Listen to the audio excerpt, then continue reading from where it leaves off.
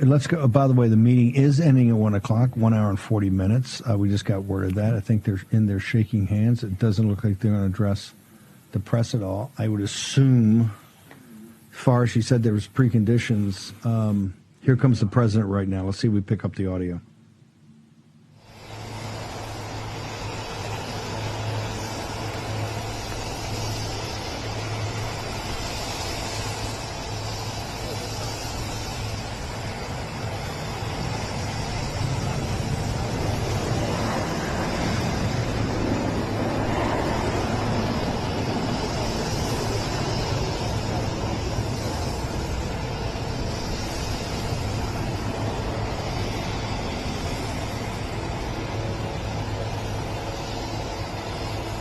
The chairman is getting in his car. The president's getting in his. An hour and 40-minute meeting. We heard that it might go as long as 3 or 4 hours, but the president did have something at late afternoon back in Washington with the First Lady. He needed to leave by 1, but an hour and 40 minutes. Brian Kennedy's joined us. We're going to blow some brakes here as we strike close to midnight. Here on the 29th, my 1-year anniversary of my release from prison. I'm going to finish the day here with Real America's Voice in the World, doing what we love to do best, which is bring you the most important events in world history. Brian Kennedy, the meeting only took an hour and 40 minutes. President Trump, they didn't have a joint press conference. There's the cars going away right now.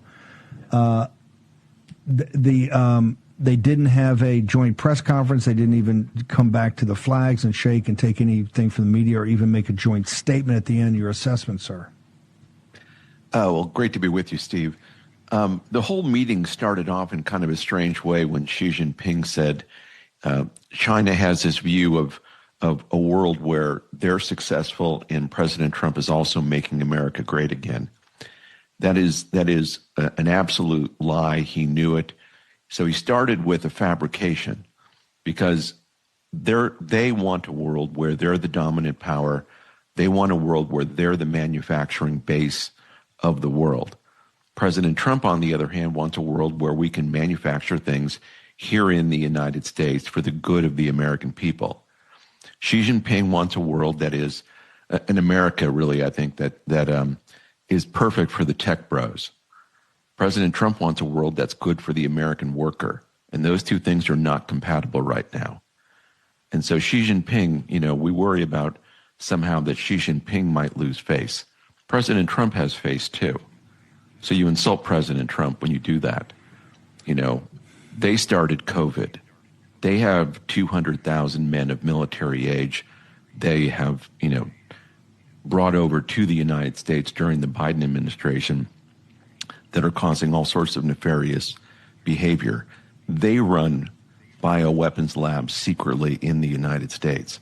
They steal $1 trillion of intellectual property every year. And so when we think about face here, that goes both ways. And if anybody would have had something that they should agree on first, it would have been President Trump just asking him to take back those 200,000 men of military age that are here in the United States. Way, right there, we have on the camera, we have President Trump's The Beast, which is going to go back out to see him off. We're going to follow all of this. Brian, hang on for 1 second. Thayer, hang on. Forrest, hang on. Pasovic. In these meetings, as you know, it all has to be translated. So an hour and 40 minutes is not really an hour and 40-minute meeting. An hour and 40-minute meeting is a meeting that's got, 30 minutes or 40 minutes of content. And when these meetings start, just going around the table, and you're not introducing yourself, but these are very formal and very highly stylized. It's not like sitting around a conference table and actually negotiating a transaction. This is very much, and I think a lot of this comes from the way the Chinese roll. Everything's, because he's an emperor. Everything's very stylized. What could happen? Right there, you see the honor guard. That's the honor guard around Air Force One. You see Ambassador Monica Crowley right there. So the red carpet, they're waiting the President of the United States. We're going to watch all this press pool coming out. POSO, hour and 40-minute meeting. And it didn't look like any warm, it didn't look like any, a warm hug at the end. Pretty formal. President Trump went, and his team walks away and kind of goes and gets positioned so they can get through the back of Air Force One. You've been on Air Force One many times. There is the president in the Beast at the airport at Busan. The meeting is over. Poso, so your thoughts?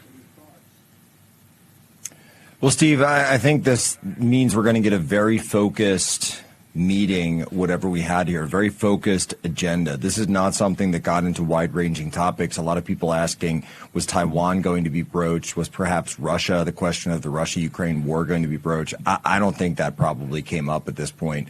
This, I would imagine, was directly focused on those trade talks, directly focused on whether or not there's going to be a deal, whether or not those tariffs 100% are going to go in effect or not.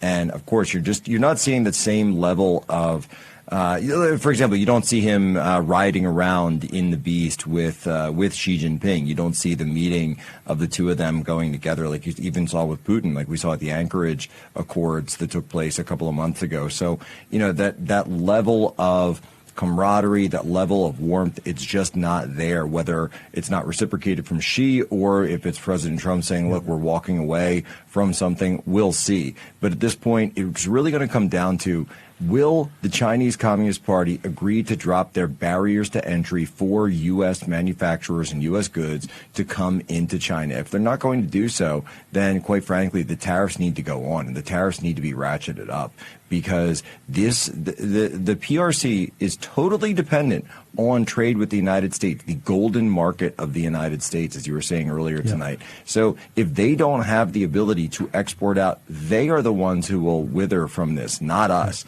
We are the ones who want money to stay inside of our borders. We want to increase our own manufacturing. That's what President Trump's backbone is. That's what the Rust Belt wants. That's what Ohio and Pennsylvania and Michigan and Wisconsin and hopefully even New Jersey, where Jack Ciattarelli's got a great shot. Coming up here in a couple of weeks, or really just 1 week. That's what this is about. Hang on 1 second. The president's going up the staircase. That was the honor guard of the Republic of Korea Army, some of the toughest hombres in the world.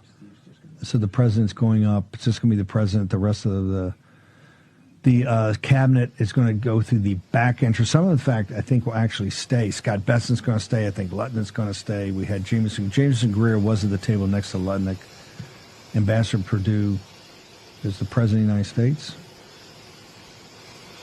We will momentarily, I'm sure, get a readout of what happened.